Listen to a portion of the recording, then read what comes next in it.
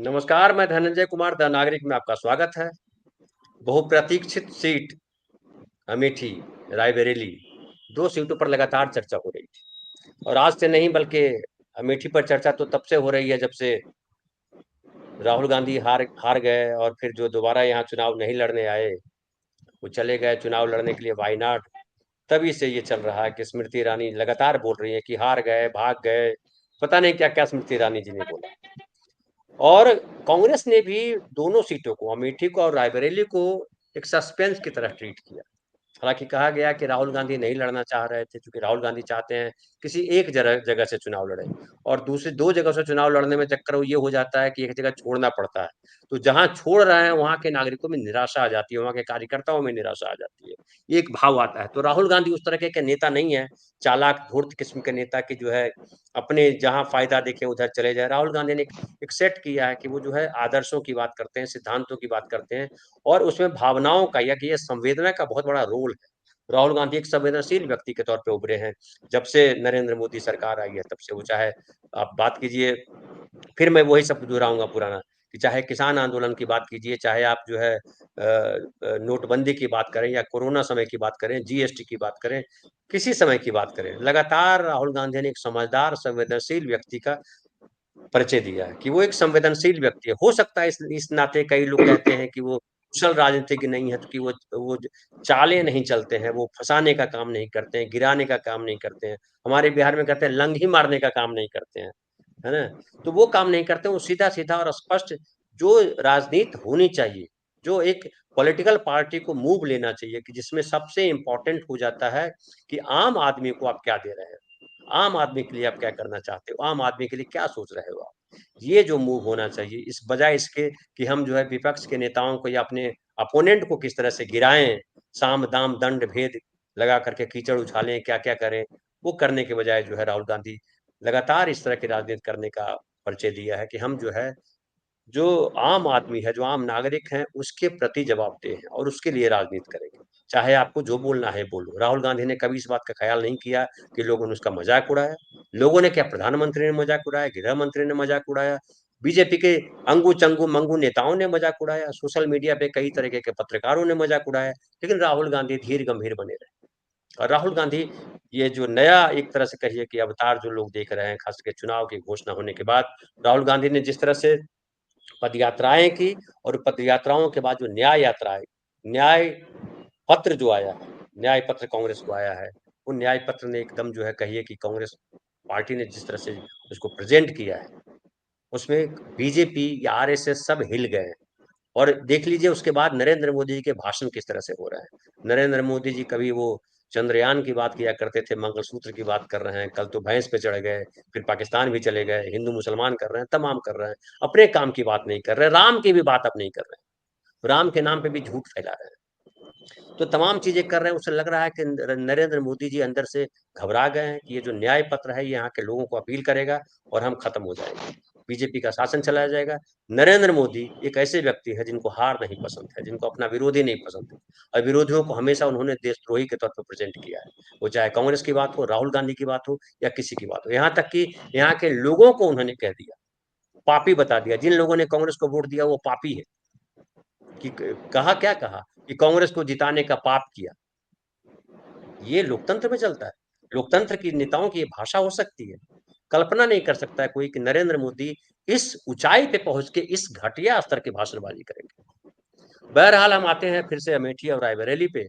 तो रायबरेली से फाइनली जो है रात में फैसला लिया गया कि रायबरेली से लड़ेंगे राहुल गांधी और उसकी वजह ये है, कहा जा रहा है कि रायबरेली जो है अमेठी से भी पहले परंपरागत सीट रही और पहली बार जो वहाँ जब 1952 में जब चुनाव हुआ था, तो फिरोज़ गांधी वहाँ से चुनाव लड़े थे। फिरोज़ गांधी यानी इंदिरा गांधी के पति यानी राहुल गांधी के दादाजी।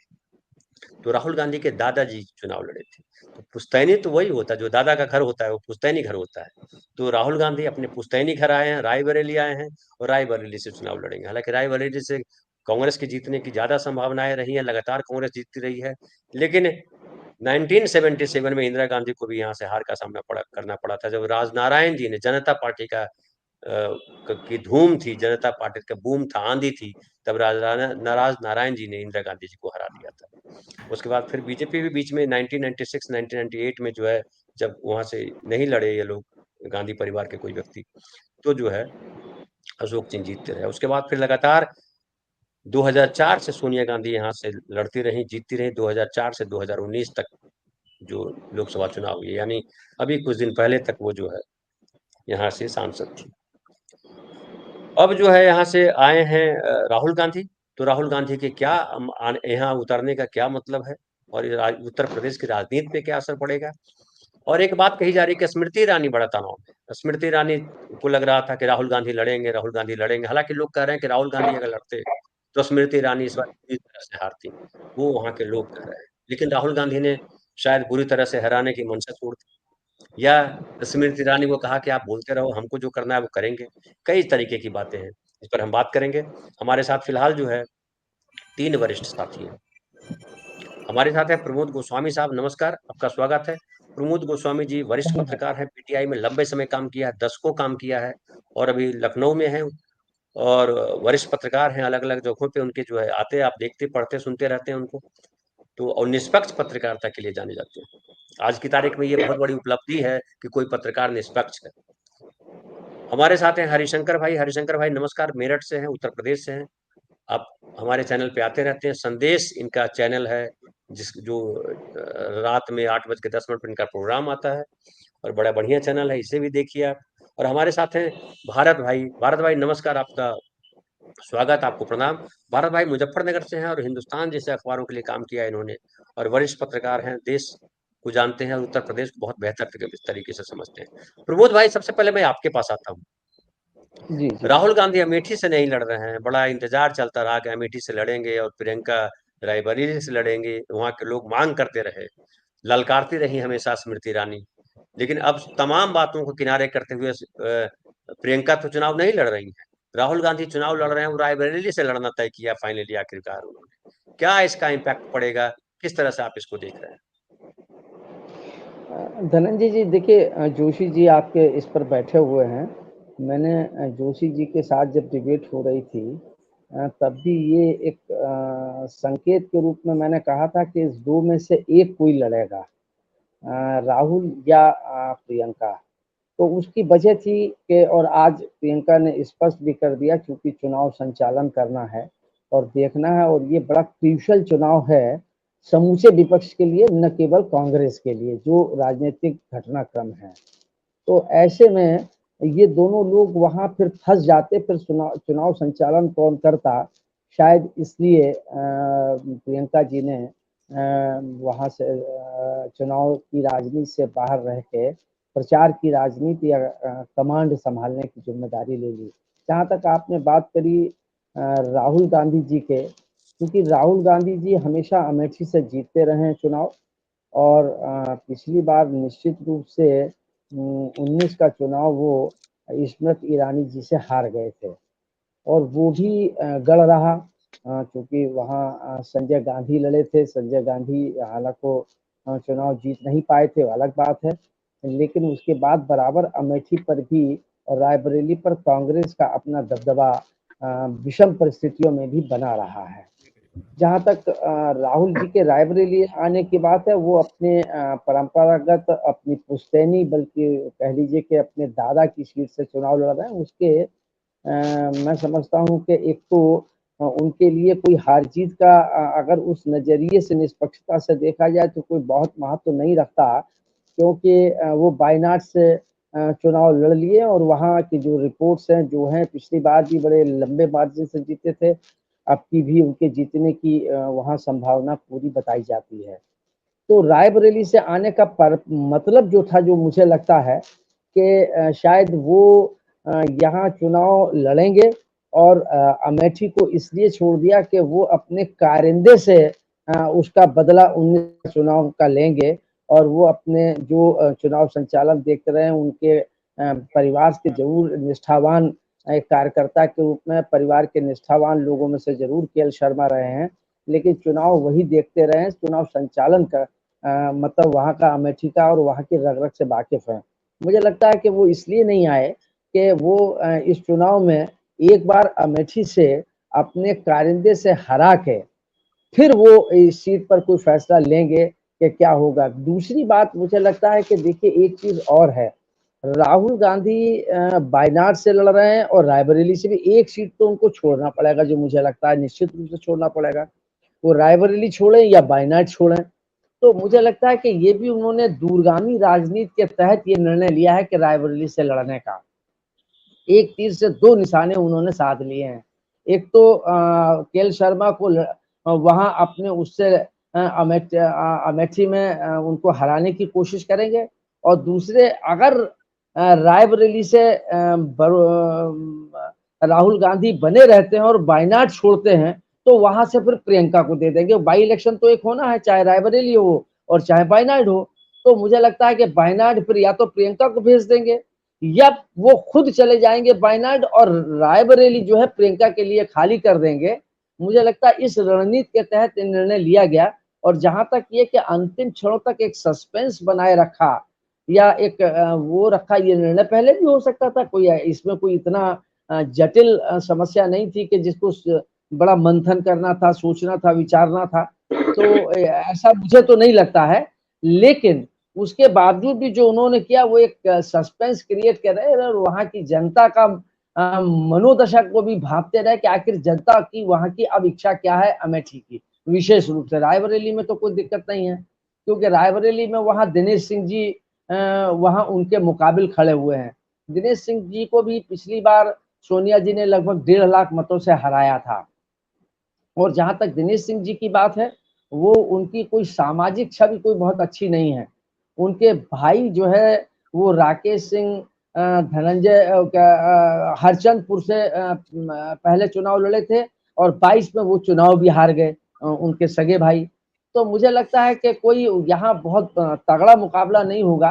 एक प्रतीकात्मक है कि दिनेश सिंह जी आए हुए हैं यहाँ, राहुल को कोई ये भी नहीं है कि यहाँ बहुत समय देना पड़ेगा। ये भी एक वजह थी कि चुनाव का प्रचार भी उन्हें पूरे देश में देखना है। ये यहाँ पर उनकी मजबूत सीट है, चाहे वो खाली ये सीट 2 बार हारी है। एक बार अरुण नेहरू जी यहाँ से हार गए थे और या 77 में इंदिरा जी हारी थी। वरना जब से ये सीट बनी है तब से बराबर कांग्रेस का आधिपत्य रहा है, और कांग्रेस को लोगों का गांधी परिवार से बड़ा निकट का, बड़ा एक आत्मीय रिश्ता है। इसलिए राहुल गांधी को यहाँ कोई ज्यादा मेहनत भी नहीं करनी पड़ेगी, उनको समय भी मिलेगा कि बाहर जाके वो प्रचार भी कर लेंगे। बस मैं ये समझता हूँ शायद इस कारण उन्होंने रायबरेली चूज किया। मैं आपके पास वापस आता हूँ जी।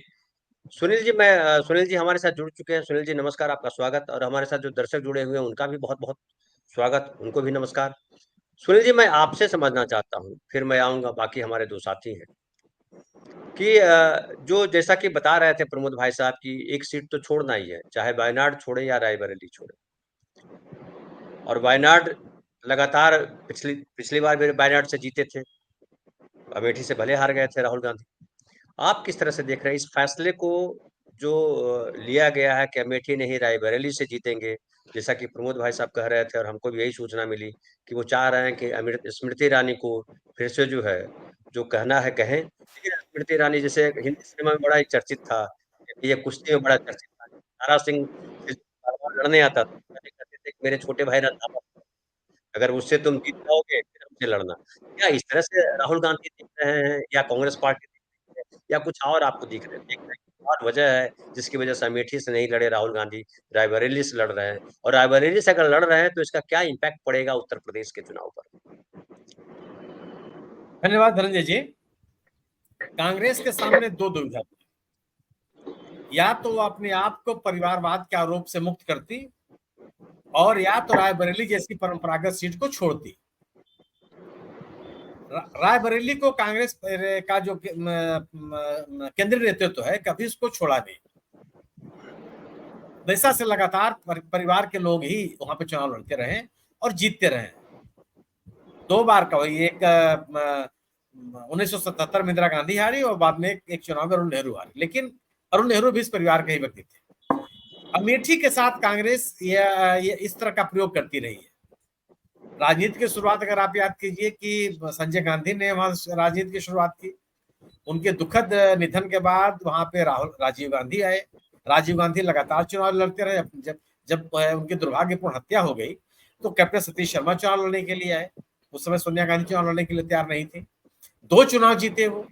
और जब अगला चुनाव भारतीय जनता पार्टी के संजय सिंह ने उनको हरा दिया 1998 में, संभवत 96 में के चुनाव में संजय सिंह ने हरा दिया था और कैप्टन सतीश शर्मा को, तो वहां सोनिया गांधी चुनाव लड़ने आए। सोनिया गांधी जब उसके बाद सोनिया गांधी लगातार मैदान में रही। फिर जब राहुल गांधी को चुनाव लड़ना हुआ तो वो शिफ्ट हो गई रायबरेली और राहुल गांधी आ गए अमेठी में। लेकिन रायबरेली की सीट को कांग्रेस ने कभी छोड़ा नहीं। यह प्रयोग करती रही अमेठी के साथ। आज कैप्टन सतीश शर्मा का जो मैंने उल्लेख किया आपको, कैप्टन सतीश शर्मा एमपी होने के पहले क्या थे? कोई संगठन के व्यक्ति नहीं थे, पार्टी में कोई पहचान नहीं थी, केवल एक राहुल गांधी के दोस्त माने जाते थे। चुनाव जीतने के बाद मंत्री बनने के बाद राजीव गांधी के दोस्त राजीव गांधी के दोस्त माने जाते थे। और जब वो चुनाव जीत गए, मंत्री बन गए तो उनकी पहचान बन गई। जब सरकार चली गई तो राजीव को उनकी पहचान नहीं है, कोई का नाम भी नहीं सुनाई पड़ता कहाँ है वो। उसके विपरीत अगर आप किशोरीलाल शर्मा की बात करेंगे तो किशोरीलाल शर्मा उस क्षेत्र में पिछले 40 साल से मौजूद है। ऐसा नहीं कि मैं उनको राजीव गांधी के चुनाव से देख रहा हूं और लगातार बने हुए हैं। तो एक ऐसा व्यक्ति नहीं है जो उस क्षेत्र के लिए मैंने पहचाना हुआ व्यक्ति न हो और पार्टी के लिए एक कार्यकर्ता न हो। अगर बीजेपी किसी सामान्य व्यक्ति अपने कार्यकर्ता को वोट दे दे, उम्मीदवार बना दे, तो वह छोटे कार्यकर्ता का सम्मान है। और कांग्रेस एक उम्मीदवार बनाते तो सीट छोड़ के भागना है, मानी कौन सी लॉजिक चलेगी? तो राहुल गांधी का रायबरेली जाना इस बात का संदेश है कि कांग्रेस अपने परंपरागत सीट को छोड़ने के लिए तैयार नहीं है और अवध के इस क्षेत्र में अपनी मौजूदगी को छोड़ने के लिए तैयार नहीं है। निश्चित रूप अगर प्रियंका गांधी और राहुल गांधी दोनों चुनाव लड़ते, फिर यह माहौल बनाने का प्रयास किया जाता कि ये दोनों के दोनों लोग परिवारवाद के आरोप से मुक्त नहीं हो सकते हैं, परिवार ही पार्टी को चलाएगा। जिस परिवारवाद के आरोप से मुक्त होने के लिए गांधी परिवार ने बड़ी मेहनत की। राहुल गांधी ने एक पार्टी अध्यक्ष का पद छोड़ा, दोबारा चुनाव नहीं लड़े लगातार दबाव के बावजूद। प्रियंका गांधी को चुनाव लड़ने नहीं दिया और बाहर रखा। लोकसभा में के जो संसदीय दल के नेता के रूप में राहुल गांधी ने अपने आप को स्वीकार नहीं कराया। पर एक लंबा संघर्ष किया और मल्लिकार्जुन खड़गे साहब चुन करके पार्टी के अध्यक्ष बने। एक लंबा संघर्ष किया कि कम से कम पार्टी के ऊपर और गांधी नेहरू परिवार के ऊपर परिवारवाद के आरोप से मुक्ति पाई जाए। तो एक जिस आरोप से मुक्त होने के लिए आपने इतनी लड़ाई लड़ी, उसके जाना कि बीजेपी क्या कहेगी, मुझे लगता है कि कांग्रेस के लिए वो बड़ी प्राथमिकता थी। और राहुल गांधी ने रायबरेली की सीट को चुना जो उनकी परंपरागत सीट रही कांग्रेस पार्टी की, और रायबरेली की अमेठी की सीट पर एक ऐसे उम्मीदवार को उतारा जो उनकी पार्टी का कार्यकर्ता है और लगातार क्षेत्र में सक्रिय है। आप ये आरोप नहीं लगा सकते हैं कि पैराशूट से एक उम्मीदवार को लाके आपने लटका दिया हो, किसी ऐसे व्यक्ति को आपने लग दिया जिसका कोई संबंध नहीं रहा अमेठी से या रायबरेली से। निश्चित रूप से अगर आप अमेठी से चुनाव लड़ती है राहुल गांधी, तो यह परसेप्शन बनता कि एक राहुल गांधी अमेठी छोड़ने के लिए तैयार नहीं है। फिर यह परसेप्शन बनता कि रायबरेली आपने छोड़ दिया। किसी भी बात से आप मुक्त नहीं हो सकते थे। दो ही चीजें स्थितियां बनती, या तो आप परिवारवाद के आरोप से घिरते या चुनाव क्षेत्र छोड़ने के आरोप से घिरते। दोनों स्थितियां थी। ऐसे में अपने मजबूत गढ़ को और परंपरागत सीट पर बने रहने का निर्णय लिया राहुल गांधी ने, और मेरे हिसाब से एक सूझबूझ का राजनीतिक निर्णय है। दूसरी तरफ अमेठी में एक ऐसे उम्मीदवार को उतारना जो कांग्रेस पार्टी के प्रतिनिधि के रूप में लगातार मौजूद रहा है, जनता के बीच में भी, पार्टी कार्यकर्ताओं के बीच में भी। एक स्मृति ईरानी जी को खुला मैदान छोड़ने की का यह निर्णय नहीं है। अगर आप किसी बाहर के उम्मीदवार को उतारते तो खुला मैदान था। स्मृति जी के खिलाफ एक मजबूत उम्मीदवार उतारा है कांग्रेस ने, और मैं ये मानता हूं कि इन दोनों निर्णयों से कांग्रेस ने यह संदेश दिया है कि वह परिवारवाद के आरोप से मुक्त है, वह उत्तर प्रदेश से भागने के लिए तैयार नहीं है। सरकार से जो संघर्ष कर रही है वो लगातार संघर्ष करती रहेगी, उत्तर प्रदेश से भी अपनी आप की मौजूदगी रखेगी और ऐसे लोगों को पहचान देगी जो पार्टी के नियमित समर्पित और अनुशासित कार्यकर्ता है। जी जी, मैं हरि भाई, मैं आपके पास आता हूँ। सुनील जी ने काफी विस्तार से बतला दिया प्रमोद भाई के बाद। मैं आता हूँ एक दूसरे पहलू पे आता हूँ, दूसरा पहलू स्मृति ईरानी है। अब स्मृति ईरानी को जैसा कि सुनील जी ने कहा कि खुली छूट नहीं है कि आप जो है कुछ भी बोलिए। केएल शर्मा से लड़के देखिए, वो तो लोकल है, लंबे समय से काम कर रहे हैं, 40 वर्षों का उनके पास अनुभव है। तो क्या केएल शर्मा स्मृति ईरानी के लिए बड़ी चुनौती बन सकते हैं, ऐसा लगता है आपको? देखिए, ऐसा है धनंजय जी, ये जो चुनाव हो रहे हैं ये स्मृति ईरानी का चुनाव नहीं है, ये चुनाव केएल शर्मा का भी नहीं है। ये चुनाव जो है दो मुद्दों पर लड़ा जा रहा है, वो है मोदी वर्सेस मोदी, यानी मोदी को हराने वाले और मोदी को जिताने वाले चुनाव लड़ रहे हैं। जनता चुनाव लड़ रही है कुल मिलाकर। इसमें शर्मा जी तो बहुत निष्ठावान कार्यकर्ता है, उनका बड़ा आदर सम्मान है कांग्रेसी कार्यकर्ताओं के बीच और आम जनता के बीच में, क्योंकि सारा प्रबंधन वही संभालते हैं। अभी आदरणीय सुनील जी जो कह रहे थे वो बिल्कुल सही कह रहे थे, लेकिन एक चीज आप सोचिए कि अगर अमेठी से मिस्टर पुतिन को खड़ा कर दिया जाए, वो वाले नहीं, पुतिन मतलब एक काल्पनिक नाम हो सकता है, चलिए पुतिन नहीं, मैं टॉमी कह देता हूं, टॉमी को खड़ा कर दिया जाए तो सर वो भी जीत सकता है, क्योंकि जनता चुनाव लड़ा रही है। इस वक्त हवा जो है, जो माहौल जो है, वो लोकतंत्र को बचाने के लिए, तानाशाही को हटाने के लिए जनता चुनाव लड़ रही है। और संविधान की रक्षा के लिए, संविधान को बचाने के लिए, लोकतंत्र को बचाने के लिए चुनाव हो रहा है। इस वक्त अहम मुद्दा ये है। और दूसरी बात ये है कि क्या कहेंगे क्या नहीं कहेंगे। राहुल गांधी ने तो कभी कुछ कहा ही नहीं, उनको पूरी ट्रोल आर्मी पप्पू पप्पू पप्पू करती रहती थी, तो उसने क्या मोदी को भोपू भोपू भोपू बोला? कभी नहीं बोला। भाई जिसने बोला पप्पू, उसकी जुबान गंदी हुई। राहुल गांधी ने तो पलटकर जवाब नहीं दिया।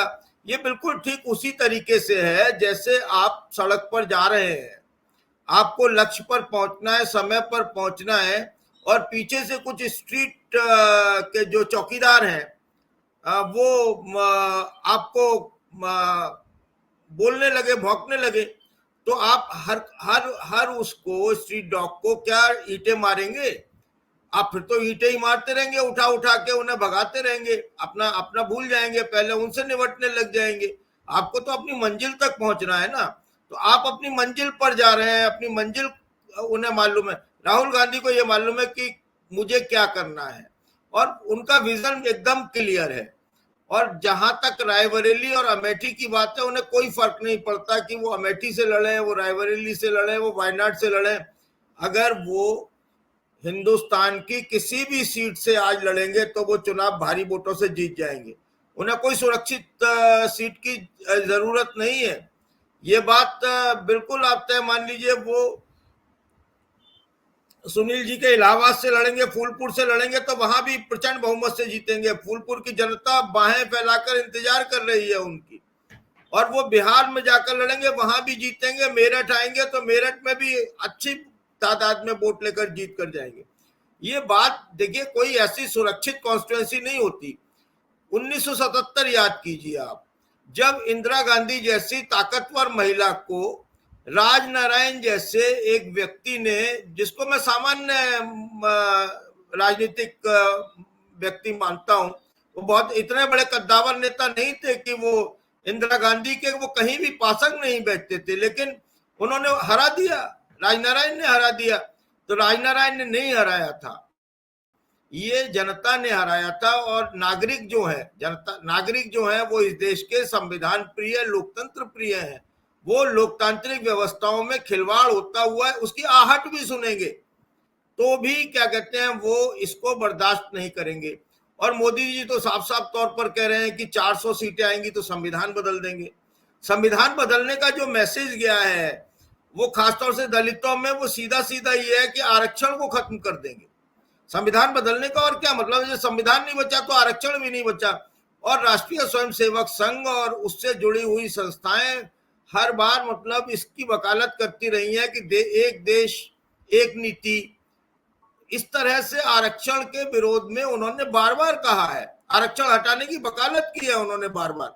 तो ऐसी स्थिति में एक बहुसंख्यक जो है इस देश का, बहुजन जो है इस देश का, वो मोदी जी की नीतियों से उनसे खपा है। और मोदी जी जहां पर ये भी मान रहे हैं ना, हम दूसरे फेज में ये मान रहे थे कि गाजियाबाद सीट और मथुरा सीट तो भारतीय जनता पार्टी की एकदम पक्की सीट है, हेमा मालिनी को कौन हराएगा। और सुनील जी और हमारे जमाने की तो ड्रीम गर्ल है, हम तो वैसे ही वोट दे आएंगे उसे देखकर, दे सकते हैं, मतलब देकर आए या ना देकर आए तो सर। लेकिन वहां वो भी 46% 48% मतदान में फंस गई हैं। वहां पता चला प्रवासी बनाम ब्रजवासी का मुद्दा है। लोगों में इस बात को नोटिस किया है कि उल्टा हसिया पकड़कर गेहूं काटने वाली फिल्मी अभिनेत्री जो रेशमी कपड़े पहनकर गेहूं के खेत में जा रही है, उसे 2 बार जिता दिया, मिला क्या? उन्होंने इस बात की भी परवाह नहीं की। देखिए सबसे बड़ा मुद्दा क्या था, योगी जी गए, बोले काशी हो गया, अयोध्या हो गया, काशी भी हो जाएगा, अब मथुरा की बारी है। यानी उन्होंने एक सीधा सीधा सा ध्रुवीकरण के लिए एक संदेश दिया, लेकिन कम मतदान प्रतिशत मथुरा में ये बताता है कि जनता ने उसे स्वीकार नहीं किया। अगर स्वीकार किया होता तो वहां पर 70, 75, 76% या उससे ज्यादा मतदान होता। अब राहुल गांधी की जहां तक बात है धनंजय जी, तो राहुल गांधी ने अपनी माँ से उनका जो अटूट प्रेम और माँ के प्रति जो उनका अटूट आदर है, और अपने पुरखों के प्रति, अपने पूर्वजों के प्रति उनका जो आदर भाव है, उसका उन्होंने पालन किया। वरना वो ना रायबरेली से लड़ना चाहते थे, ना अमेठी से लड़ना चाहते थे, इसलिए इतनी देरी हुई, हम सब लोग जानते हैं। और अगर मान लीजिए वो अमेठी आ जाते तो फिर तो भी कोई ना कोई बात वहां पर होती। इनके पास कोई मुद्दा नहीं है। ये ना जी हरि भाई, मैं आपके पास वापस आता हूँ। प्रमोद भाई को निकलना है। खत्म कर रहा हूँ। ना ये महंगाई की बात कर रहे हैं, ना ये बेरोजगारी की बात कर रहे हैं, ना ये लोकतंत्र की बात कर रहे हैं। ये चुनाव किस पर लड़ रहे हैं?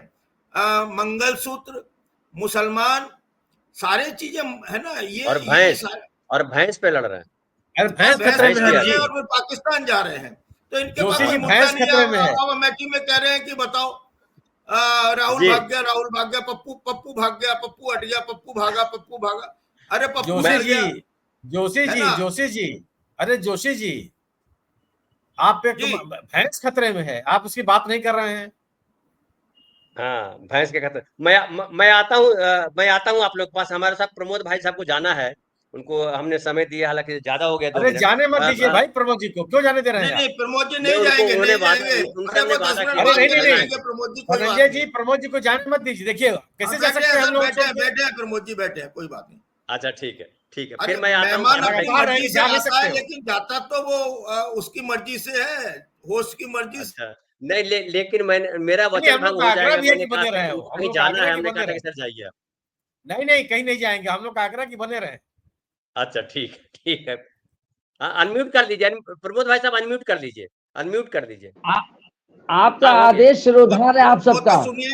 वो तो सुनील जी संदेश से भाग जाते हैं और संदेश में आते नहीं है, फोन नहीं उठाते हैं। ठीक है, मैं आता हूँ भारत भाई, आपके पास आता हूँ। साहस नहीं कर सकता जोशी जी, ये साहस नहीं कर सकता कि भाग जाओ आपको छोड़।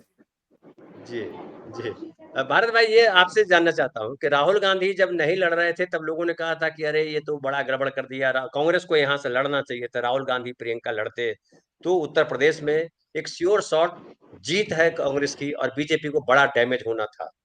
अब जो है आ गए फाइनली रायबरेली, और रायबरेली और अमेठी में दोनों बहुत दूरी नहीं है, अगल बगल की सीट हम जानते हैं। और अमेठी से भी जो चुनाव लड़ रहे हैं केएल शर्मा जी, वो जमीनी आदमी है, जमीनी कार्यकर्ता है, कांग्रेस के पुराने कार्यकर्ता है, सारा कार्यभार वही देखते रहे, भले सोनिया सांसद रही या कोई और रहे। तो क्या आपको लग रहा है अब राहुल गांधी के उत्तर प्रदेश में उतर आने से अखिलेश यादव को भी बल मिलेगा, और जो एक नाराज लोग हैं, नाराज नागरिक हैं, 10 साल के शासनकाल से, महंगाई से, बेरोजगारी से जो परेशान लोग हैं, उनको लगा है कि राहुल गांधी ने यहाँ चुनाव लड़ करके यहाँ पर अपने नॉमिनेशन फाइल करके एक बड़ा अच्छा काम किया गया है। धनंजय जी, 1 मिनट आपको करूंगा, खाली जुड़ा हुआ हूँ, लेकिन 5 मिनट के लिए, चूंकि मेरी बेटी बॉम्बे जा रही है, उसको सी ऑफ कर दूं, खाली 5 मिनट। ठीक है जी, ठीक है। जी आइए। भारत भाई। जी धनंजय जी, मैं आपकी बात को, जोशी जी की बात से सहमत होते हुए कि अब चुनाव नागरिक वर्सेस मोदी हो गया है। लोकतंत्र बचेगा नहीं बचेगा, संविधान रहेगा नहीं रहेगा, ये जनता ने इस बात को अपने दिल पे ले लिया है। और मैं कुछ उदाहरण के साथ एक बात कहना चाहूंगा। एक बार मैं किसी कप्तान साहब, मुजफ्फर के कप्तान थे, किसी वर्जन के लिए बैठा था, कोई घटना हुई तो उसका वर्जन लेने के लिए बैठा था उनके पास। तभी उनके पास एक रिश्तेदार का फोन आया कि फला मंत्री से कोई काम है, तो भाई साहब आप कह देंगे तो मेरा काम हो जाएगा। तो मैं बड़े गौर से सुन रहा था, और कप्तान साहब ने क्या कहा। कप्तान साहब ने कहा कि उस मंत्री को मैं क्यों कहूं, वो मेरे लेवल का नहीं है, इतना काम तो मेरा कोतवाल कर देगा। तो, तो राहुल गांधी का जो कोतवाल है जिसका नाम भी के शर्मा है, तो इतना काम तो स्मृति का काम तो कोतवाल कर देगा। अब आता है दूसरी बात पे। बचपन में आपने कुछ मिसालें सुनी होंगी आपने, चितवी मेरी पटवी मेरी अंटा मेरे बाप का। समझ रहे हैं? आपके यहाँ शायद मिसाल है नहीं, हमारे यहाँ जी बिल्कुल जोशी जी को बिल्कुल, पता होगा। सबके यहाँ कहावत है। हाँ, चितवी मेरी पटवी मेरी अंटा मेरे बाप का। तो मोदी जी अभी तक जो राजनीति कर रहे थे पिछले 2 साल से, चितवी मेरी पटवी मेरी अंटा मेरे बाप का। तो राहुल गांधी ने भारत जोड़ो यात्रा करके ये इसके आगे एक लाइन और जोड़ दी है कि चितवी तेरी पटवी तेरी अंटा तेरे बाप का, लेकिन खूंटा ही गड़ेगा, खूंटा मेरे दादा का। तो दादा का खूंटा उसने गाड़ दिया है। एक तो सही अच्छा, बात ये, बहुत बढ़िया। दादा का खूंटा गाड़ दिया है। दूसरी बात आपको मैं सीरियस बात कहूं कि जब आदमी के पास तर्क खत्म हो जाता है तो वो इस तरह की घटिया बातें करने लगता है। कभी मंगलसूत्र, कभी भैंस, कभी गाय, कभी बाजरे का खेत। अरे कुछ तार्किक बात करिए ना, मुद्दे आपके पास है नहीं। जब आप मुद्दों से भाग रहे हैं और जनता के पास मुद्दे हैं, जनता लड़ रही है भूख की लड़ाई, जनता लड़ रही है महंगाई की लड़ाई, है ना, और आप अपनी भैंस और गाय लिए जा रहे हैं।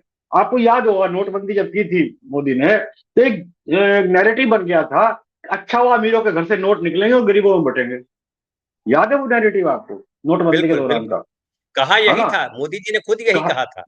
खुद भी यही कहा था कि अमीरों के काला नोट धन निकलेंगे, निकलेगा और 15 लाख रुपए मिलेगा। 15 लाख मिलेगा और बटेगा लोगों को, है ना।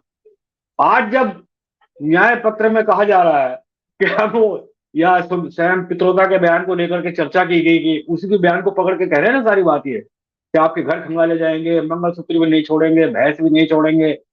अरे अगर कोई निकलेगा तो किसी का मोटे का माल निकलेगा ना, छोटे का माल थोड़ी निकलेगा, छोटे को तो बटेगा। अब जिसके पास मान सही लीजिए बात। मंगलसूत्र भी नहीं है, भैंस भी नहीं है, मेरे पास तो भैंस भी नहीं है, मेरे पास मंगलसूत्र भी नहीं है, तो मुझे तो कुछ मिलेगा ना। मैं तो करेक्ट। चाहूंगा बटे, है ना। ये सही उस है, और सही है। वो 80 करोड़ जनता है जो 5 किलो राशन खा रही है। ना उसका मंगलसूत्र है, ना उसका भैंस है उसके पास, ना उसके पास कोई कारोबार है, ना पकौड़े तलने की कढ़ाई है उसके पास। तो वो तो चाहता है कि माल बटे। तो नैरेटिव उल्टा पड़ रहा है इनको। और ये हाँ, नैरेटिव जब मुद्दे खत्म होते हैं, नैरेटिव इनको उल्टा पड़ेगा। दूसरी बात आता है, ये लोग इतनी घटिया राजनीति होता रहेंगे। मैं आज सुबह घूमने गया मॉर्निंग वॉक के लिए। तो मैं जब कहीं घूमने जाता हूँ, मैं जब कोई मुझे रिसर्च करना होता है, कोई सर्वे करना होता है, मैं किससे पूछता नहीं हूँ, मैं सुनता हूँ लोगों को। कहीं कोई ताश खेल रहा हो, कहीं कोई कंपनी बाग में ग्रुप बना के 5-6 लोगों का घूम रहा हो, तो उनकी बातें सुनने में मजा आता है। मैं उनके पीछे पीछे हो लेता हूँ। कोई ताश खेल रहा है, वहां जाकर उनके ताश का खेल देखने लगता हूँ। कहीं 4 लोग चाय पे चर्चा कर रहे हो तो जाके बैठ जाता हूँ। नाई की दुकान में जाके बैठ जाता हूँ। लोग जब 4-5 लोग लाइन की इंतजार करते हैं, बड़ी चर्चा होती है नाई की दुकान पे। नाई की दुकान में आपको बहुत अच्छी चीजें मिलती हैं सुनने के लिए। तो आज सुबह की घटना बता रहा हूँ। आज सुबह भाजपा का एक ग्रुप, जो भाजपा का समर्थक ग्रुप था, उसने कहा यार ये मोदी आ तो जाए पर साला बहुमत में नहीं आना चाहिए। ये शब्द थे उनके, है ना, तो बहुमत नहीं मिलना चाहिए इसको। तो दूसरा कह रहा क्यों भाई, कह रहा है अगर ये बहुमत में आ गया मोदी दोबारा तो ये तो हमें भी पी लेगा। ये आज तो मुल्लों को खा रहा है, कल हमें भी खाएगा। ये भाषा, उनकी भाषा में बात कर रहा हूं मैं, अपनी तरफ कोई शब्द नहीं जोड़ रहा हूं।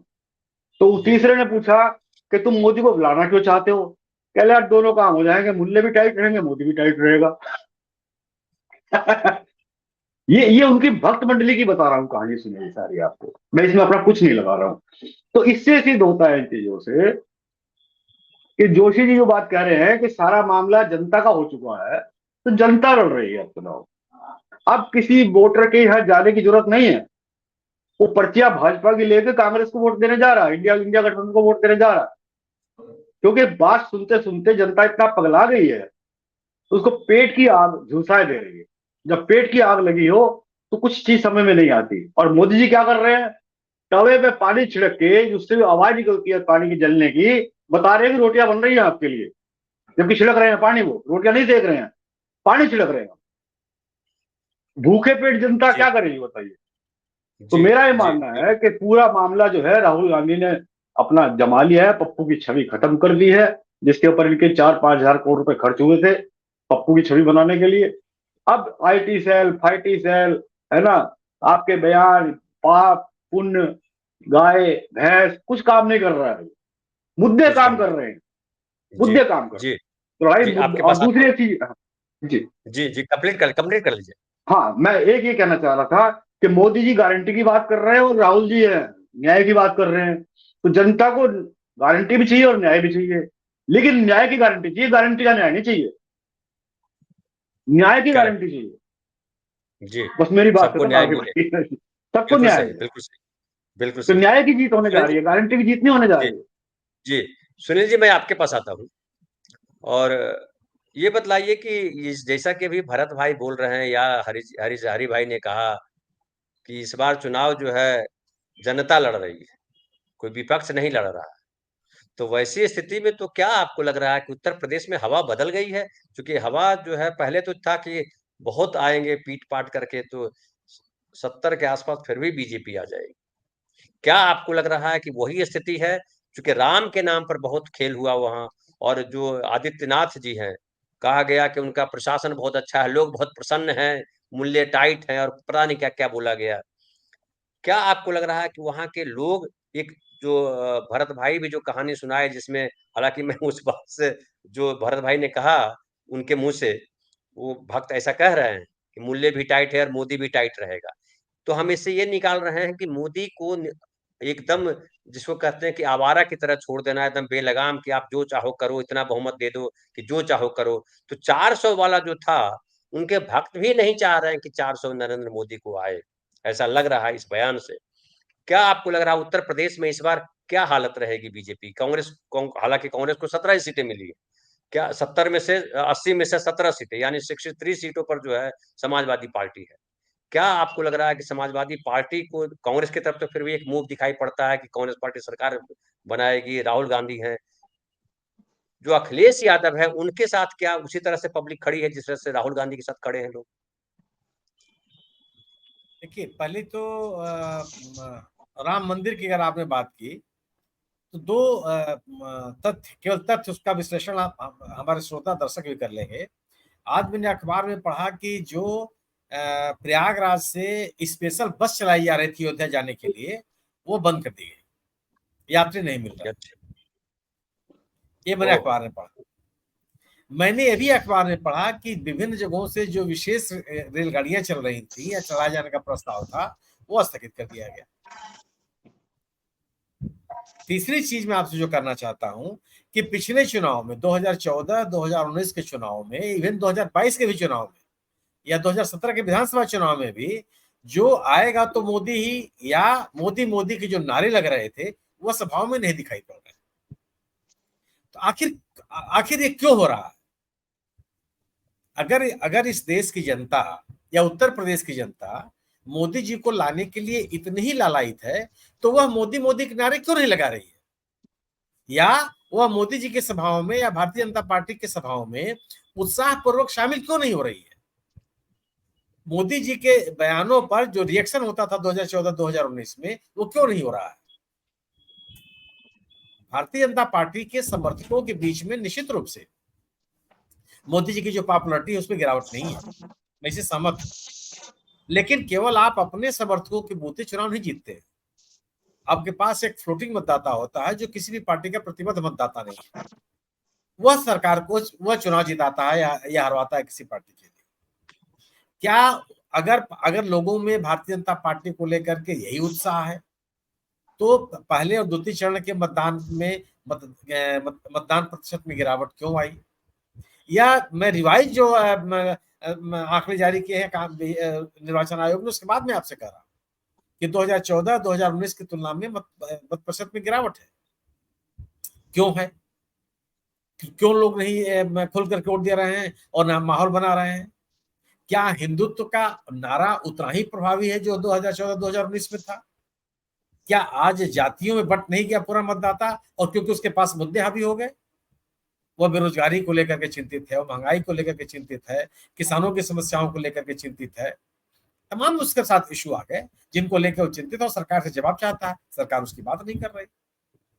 अगर कुछ हजार पोस्टों के लिए कई लाख आवेदन पत्र आते हैं तो क्या यह युवाओं में निराशा का संकेत नहीं है?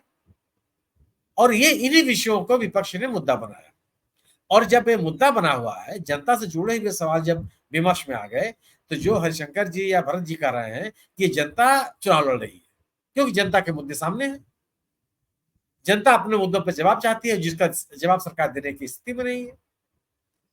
क्यों हो गया आपके पास?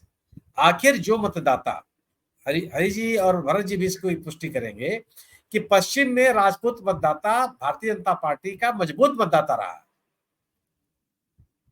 आज क्यों अलग हो गया? वो अलग पंचायत क्यों कर रहा है और लोगों से अपील कर रहा है कि भारतीय जनता पार्टी को वोट नहीं देंगे? ये तो नहीं होना चाहिए था। और जब 2012 के बाद से जितने चुनाव उत्तर प्रदेश में हुए हैं उसमें वे पश्चिमी उत्तर प्रदेश में जाट मतदाता बीजेपी के साथ रहा। आज क्यों अलग हो गया? उसका उत्साह कहां गायब हो गया? क्योंकि सवाल है कि अगर आप थोथे और आडंबरपूर्ण वैचारिकी से लोगों को अपने साथ जोड़ेंगे तो लंबे समय तक नहीं चल सकता हो। यह जो बात आप कर रहे हैं कि लॉ एंड ऑर्डर, क्या हरि जी चाहे भारत भूषण जी अपने अपने घर पे अपने ताला बंद करके 10 दिन गायब होने का साहस कर सकते हैं? कानून व्यवस्था किसको कहते हैं? किसी वर्ग विशेष के खिलाफ कार्रवाई या लोगों में सुरक्षा का भाव का जागृत होना, समाज में सुरक्षा का भाव व्याप्त होना, अपराधियों में डर की भावना होना, किसको कानून व्यवस्था कहते हैं? या अपराधियों के खिलाफ प्रभावी कार्रवाई होना। क्या इस देश का आप प्रदेश के किसी व्यक्ति से बात करके यह बता दीजिए कि साहब उस आदमी का कहना है कि मैं 15 दिन के लिए जा रहा हूं अपने बच्चे के पास दिल्ली और मैं ताला बंद करके जा रहा हूं, किसी आदमी को रहने की जरूरत नहीं है, उसके मन में साहस है? और अगर नहीं है तो किस बात के कानून व्यवस्था? सवाल है एक ये नैरेटिव है, ये नैरेटिव यह है लोगों के बीच में कि अल्पसंख्यक समुदाय को हमने दबा कर रखा। इससे जो हिंदुत्ववादी समाज है उसको गौरव का क्या महसूस होता है?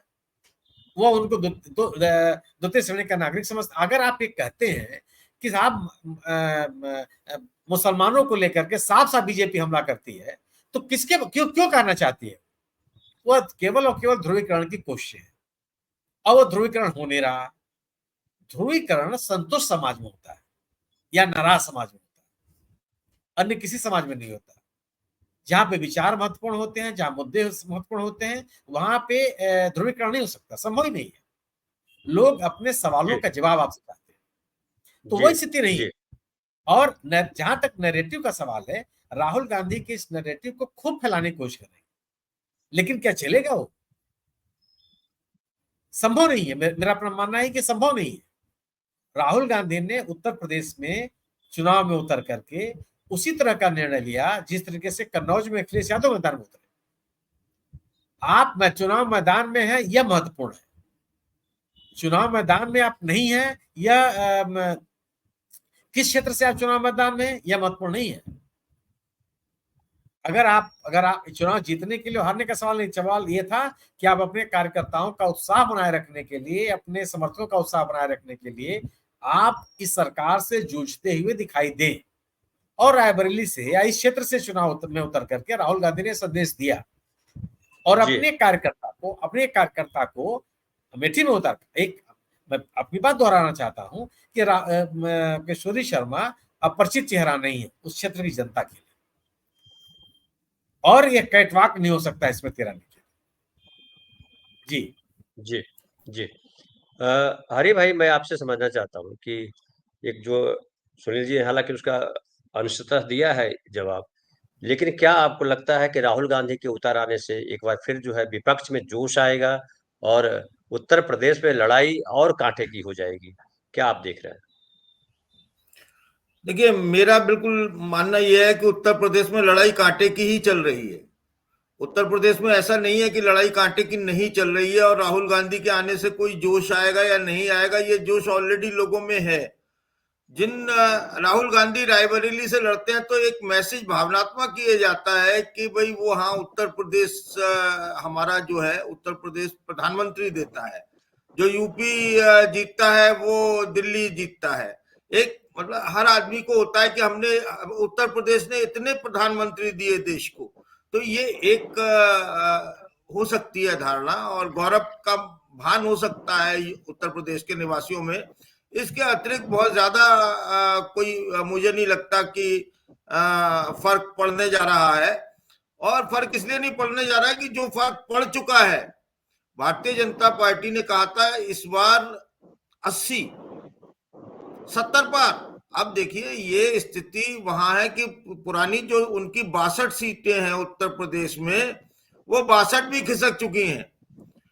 अभी स्थिति ये नहीं, एक सीट ऐसी नहीं है जहां पर क्लियर कट ये कहा जा सके कि ये सीट फलाना जीत रहा है। उनके सहयोगी दलों की हालत खराब है, उनकी हालत खराब है।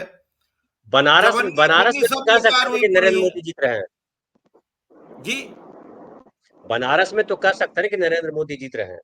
अरे नामांकन तो हो गई है, तब तो बात होगी है, नॉमिनेशन के बाद होगी ना, वो तो उसकी बात कर रहे हैं जब चुनाव हो चुका है।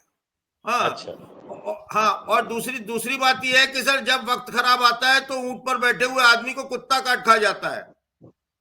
तो ये मत करिए, राजनारायण से इंदिरा गांधी हार गई थी, मोदी कोई बहुत नहीं है, उन्होंने कोई वहां अमृत नहीं पी रखा है, कोई घुट्टी नहीं पी रखी है, और अभी कुछ नहीं पता कल को क्या होगा। जिस तरीके से मीडिया कयास लगा रहा था ना, आप देखिए जीत क्या है। जीत ये है कि जो गोदी मीडिया राहुल गांधी को फुटेज नहीं देता था, जो 24 घंटे अपने भगवान की भक्ति में लगा रहता था, गोदी में बैठा रहता था, वो अब लगातार पिछले दिनों से वो अमेठी लड़ेंगे नहीं लड़ेंगे, केंद्र में कौन है उस विमर्श के, उस चर्चा के, उस प्रोपेगेंडा के विमर्श में कौन है। अब फुटेज कौन ले रहा है? फुटेज ले रहे हैं राहुल गांधी, फुटेज ले रहे हैं प्रियंका गांधी। तो ये है, नैरेटिव सेट कर दिया है उन्होंने। और जहां तक बनारस की बात है, अभी फिर देखिएगा, हो सकता है अजय रॉय जो है वहां पर डमी कैंडिडेट हो। कल को क्या आपको पता है कि प्रियंका गांधी वहां से मोदी के सामने ताल ना ठोक दे, कोई रोक लेगा क्या? नहीं रोक सकता। क्या पता वरुण गांधी एक अलग चेहरा बैठे हुए हैं, वो वहां पर उछलकर मोदी के सामने चले जाए। पिछले कल क्या होगा ये नहीं मालूम। और इसके अलावा अजय रॉय भी मोदी को नहीं हरा सकते हैं, ये मैं इस बात से मानने को तैयार नहीं हूं, क्योंकि बनारस जो पिछले 10 सालों से था मोदी का, वो अब बनारस की जनता बहुत आजी जा चुकी है। वो बनारस को काशी के रूप में देखना चाहती है, क्वेटा के रूप में नहीं देखना चाहती है, वो स्विट्जरलैंड देखना नहीं चाहती है। अब वहां के स्थानीय लोगों से पूछिए, अयोध्या में पूछिए, सारा कारोबार जो है वो एक विशेष प्रदेश के जहां से मोदी जी आते हैं वहां के लोगों के पास चला गया है, और वहां के लोग बहुत परेशान हैं। उन्हें भाई काशी जो है, हमारे सुनील भाई साहब वहां इलाहाबाद से बिल्कुल बराबर में, हम जब भी जाते हैं तो इलाहाबाद रुक कर जाते हैं काशी। तो वहां तो ये है कि एक जो परना बोलते हैं उसे, लाल रंग का जो अंगोछा होता है, जो वो अंगोछा पहना और सीधा गंगा की तरफ चल दिया, गमछा। और तमाम महिलाएं गुजर रही हैं, उन्हें कोई फर्क नहीं पड़ रहा है। जी हरि भाई जी, पारदर्शी लोग हैं सर काशी के, वो शिव की नगरी है जी। हम आते हैं प्रमोद भाई के पास, एक टिप्पणी उनसे ले लेते हैं क्योंकि समय भी हो रहा है।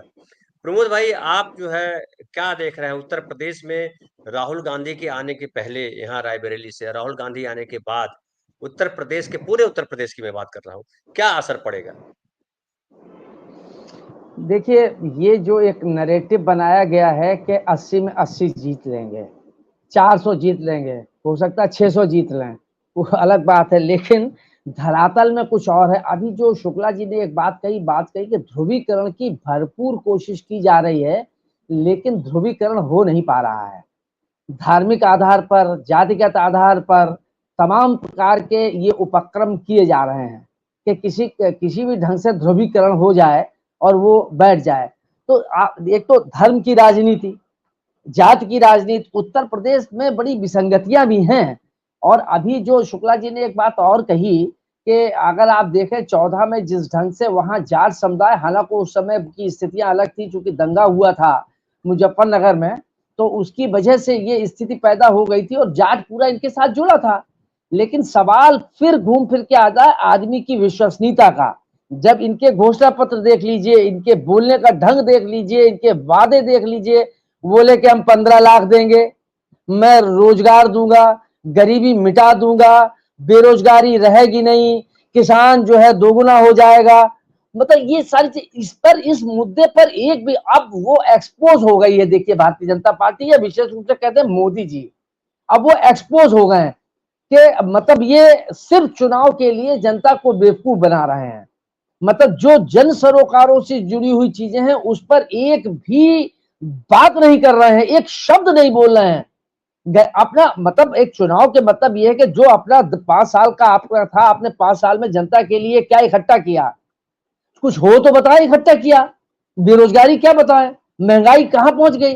ये वही है कि जब सुषमा स्वराज जी, स्मृति ईरानी जी ये सब सिलेंडर लेके और मालाएं डाल के, प्याज की कई लहसुन की और कई लड्डू की, जंतर मंतर पर बैठ जाती थी। 400 रुपए सिलेंडर था, 1200 पहुंच गया है। पेट्रोल 40-45 रुपए का 100 पहुंच गया है। तो ये किस मुंह से कहेंगे, क्या कहेंगे। ये दिक्कत ये है कि अब स्थिति ये है कि उत्तर प्रदेश में मुझे लगता है कि भारतीय जनता पार्टी जो 80 की बात कर रही है, मुझे लगता है कि अब की उसको एक बड़ी समस्या से जूझना पड़ेगा। और जो उसकी 61-62 सीटें थी, मुझे नहीं लगता कि वो अपनी टैली भी बरकरार रख पाएगी। हालांकि वो राजनीतिक गलियारे में तो ये भी चर्चा है कि 20 से 25 सीटें ये उत्तर प्रदेश से लूज करेंगे। पश्चिम उत्तर प्रदेश ले लीजिए, पश्चिम उत्तर प्रदेश में आउट ऑफ 16 जो मतदान हो चुका है उसमें से 10 सीटें जो हैं वो भारतीय जनता पार्टी के पास थी। पश्चिम के लोगों का ये कहना है कि अब की मुझे लगता है कि आधी तो वहीं घट जाएंगी। मेरठ घट रही है, पीलीभीत में संकट पैदा बना हुआ है। मतलब शुक्ला जी और बाकी आप सब लोग और जोशी जी बैठे हुए हैं, बता देंगे। तो मुझे लग रहा है कि अब की जो लोग कह रहे हैं कि 20 से 25 सीटें घट सकती हैं उत्तर प्रदेश में। महाराष्ट्र ले लीजिए, बिहार ले लीजिए, तो पूरे असल में इसमें भारतीय जनता पार्टी के पेशानी पर पसीने हैं। वो जान रही है ये बात की क्या स्थितियां हैं।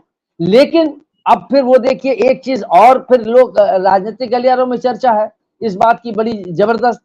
मतलब मतदान के 2 चरणों के 11 दिन के बाद क्यों जारी किया गया। हमने तो आज तक पिछले 40-42 वर्षों से मैं भी पत्रकारिता कर रहा हूं, मतलब शाम को या दूसरे दिन सुबह तक हो जाता था कितना परसेंटेज हुआ कितना नहीं हुआ, जब डिजिटल नहीं था तब भी। लेकिन ये अच्छा, फिर उसके बाद ये कहा गया कि 58 है, 56 है और 66 पहुंच गया, 65 पहुंच गया। उसका जस्टिफिकेशन क्या है, 11 दिन क्यों रोका गया, उसके तर्क देने चाहिए। तो ये भी एक है कि भारतीय जनता पार्टी के बारे में ये भी एक मतलब निर्मूली ही होगी। लेकिन एक आशंका तो व्यक्त की जा रही है, आदमी की जब विश्वसनीयता समाप्त हो जाती है, या जब कोई एक चोर होता है, अगर हमारा पर्स निकलता है, भले ही उसने न निकाला हो किसी और ने निकाला हो, लेकिन हमारा शक वहीं जाता है कि यार ये हमारा पर्स वहां चला गया। तो विश्वसनीयता का संकट भारतीय जनता पार्टी के सामने सबसे बड़ा गहरा गया है। उसकी कथनी और करनी में फर्क सीधा सीधा नजर आ रहा है। मुझे लगता है कि ये भारतीय जनता पार्टी के अभी नहीं, आने वाले समय में भी भारतीय जनता पार्टी की विश्वसनीयता बड़ी चीज है। और ये कहा भी गया है कि दुनिया की हर चीज खो जाए वापस आ जाएगी, लेकिन अगर विश्वसनीयता चली जाती है तो वो वापस लौट के नहीं आती है आसानी से। तो ये भारतीय जनता पार्टी के लिए सबसे बड़ा संकट है। मुझे नहीं लगता है आपकी बड़ा दिलचस्प चुनाव होगा, न केवल उत्तर प्रदेश का बल्कि पूरे देश का। जी, बिल्कुल सही। एक छोटी सी टिप्पणी मैं चाहता हूँ, खाली जो प्रमोद भाई ने जो कहा, और वो बड़ा इंपॉर्टेंट कहा उन्होंने कि सब कुछ चला जाए चलेगा, लेकिन अगर विश्वसनीयता खो जाए, चरित्र अगर चला जाए कि चरित्र ही आपका चला गया, आप भरोसे लायक हो ही नहीं, और आप जो कहते हो जो करते हो दोनों में भारी अंतर है। केवल आप भैंस दिखा रहे हो, पाकिस्तान दिखा रहे हो, अब पाकिस्तान कटोरा मांग रहा है, कटोरा लेकर के बैठा है, इससे हिंदुस्तान की जनता को क्या फर्क पड़ता है? ये कौन सी भाषा बोल रहे हैं जी? अब चलूंगा जी। ठीक है नमस्कार जी, प्रणाम जी, प्रणाम। तो भारत भाई क्या कहेंगे इस पर? अनम्यूट कर लीजिएगा। जोशी जी ने एक बात कानून व्यवस्था को लेकर बड़ी कांटे की बात कही है कि आप 15 दिन घर छोड़ने की स्थिति में हैं। नहीं, इसका मतलब कानून व्यवस्था नहीं है। कानून व्यवस्था बुलडोजर से नहीं कायम होती। सर सुनील जी ने कही है, मैंने नहीं कही है ये बात। ठीक है। तो कानून व्यवस्था सब जो एक ही होती है, है सब में ईश्वर का वास। वो एतबार से होती है। आपका एतबार कितना? मायावती के शासन, जब मायावती मुख्यमंत्री थी तब कानून व्यवस्था की क्या हालत थी? उन्होंने बुलडोजर नहीं चला, बिना बुलडोजर के उन्होंने कानून व्यवस्था बना करके दिखाई थी। रही बात साख का संकट, साख का सवाल पैदा हो गया। इस साख का सवाल क्यों पैदा हुआ है, इसकी वजह बताता हूं, बहुत बारीक इसकी वैचारिक वजह बताता हूं। आरएसएस के कार्यकर्ताओं को जब सुबह की शाखा में पाठ पढ़ाया जाता है, या भाजपा के कार्यकर्ताओं को पाठ पढ़ाया जाता है कि हम एक युद्ध में हैं। युद्ध किन से है? मुसलमानों से है। और युद्ध के लिए साम दाम दंड भेद भी करना पड़े तो करिए। संगीत रागी ने एक भरी डिबेट में कहा था आज तक पे कि अब हमें छल कपट भी इस्तेमाल करना पड़ा तो करेंगे दुश्मन को निपटाने के लिए। भरी सभा के अंदर कहा था। तो जब वो साम दाम दंड भेद, मेरा ये कहना है कि जब परिवार के अंदर करने लगेंगे, मोदी जी ने साम दाम दंड भेद भाजपा के अंदर भी शुरू कर दिया और देश के अंदर भी शुरू कर दिया। तो साम दाम दंड भेद जब आप करेंगे, घर के अंदर करेंगे, समाज के अंदर करेंगे, अपनी जाति में करेंगे, अपनी बिरादरी में करेंगे, अपने देश में करेंगे, तब आपकी साख का संकट खड़ा हो जाएगा। तो मोदी जी की साख के ऊपर संकट इसलिए खड़ा हो गया है कि हर काम को साम दाम दंड भेद के मूल मंत्र से खत्म करने की कोशिश करते हैं, सही साबित कोशिश करते हैं कि साम दाम दंड भेद अपनाया हमने। जैसे वाजपेयी जी ने एक बार कहा था कि वो आपद धर्म कह के उन्होंने अपनी सरकार बनाई थी या बचाई थी, शायद पूरी बात याद नहीं आपदा है में अफसर की बात कही थी। आपदा अवसर मोदी ने कहा है। आपद धर्म अटल बिहारी वाजपेयी ने कहा मोदी था। जी ने, हाँ बिल्कुल। ये मेरे वरिष्ठ जो हैं दोनों बैठे हुए हैं, ये मेरी बात साबित करेंगे अटल जी ने किस संदर्भ में बात कही थी, मेरी बात याद नहीं आ रही है, लेकिन आपद धर्म उन्होंने शब्द यूज किया था। तो जब साम दाम दंड भेद आप घर के अंदर भी शुरू कर देंगे तो घर टूट जाएगा। और जब महाभारत के अंदर साम दाम दंड भेद शुरू हुआ तो दोनों परिवार खत्म हो गए, कौरव भी खत्म हो गए, पांडव भी खत्म।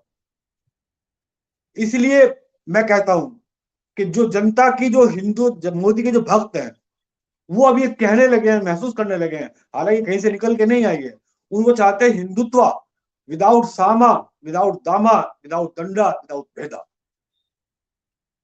तो बिना साम दाम दंड भेद का हिंदुत्व इनको चाहिए, इनके भक्तों को आज की तारीख में, लेकिन कह नहीं पा रहे हैं जी। तो साख का संकट खत्म हो चुका है और साख का संकट ही बरकरार है और उसी लिए खत्म होने जा रहे हैं। बिल्कुल बिल्कुल। तो ये तो पता चलेगा कि उनके भक्त किस तरह से सोच रहे हैं। और बिल्कुल सुनील जी ने भी कहा था और हरि भाई ने भी कहा कि अब जो फ्लोटिंग वोटर हैं वो मोदी जी के पास नहीं है, और केवल कैडर के आधार पर, केवल उसके आधार पर जो है चुनाव जीत ले, ये आसान काम नहीं। साम दाम दंड भेद कर ले तो भी अगर कर लिया, जैसा कि गोस्वामी साहब ने कहा कि चुनाव आयोग इतना लेट अपडेट क्यों कर रहा है, तो कहीं गड़बड़ी का संदेह का शक जाता है, संदेह जाता है उस पर। तो संदेह के बाद अगर ऐसा हो जाता है तो फिर मुझे लगता है कि देश में नागरिक की जो उनका जो आक्रोश है, वो जब उनकी सहन शक्ति जो है वो जवाब दी जाएगी और आक्रोश फूटेगा, तो पता नहीं क्या होगा, वो आगे वाले समय बताएगा। ऐसी स्थिति ना आए ये हम भी चाहेंगे। और बहुत बहुत धन्यवाद भारत भाई, बहुत बहुत धन्यवाद सुनील जी, बहुत बहुत धन्यवाद हरि भाई, और बहुत बहुत धन्यवाद हमारे साथ थे प्रमोद गोस्वामी जी, उनका भी बहुत बहुत आभार।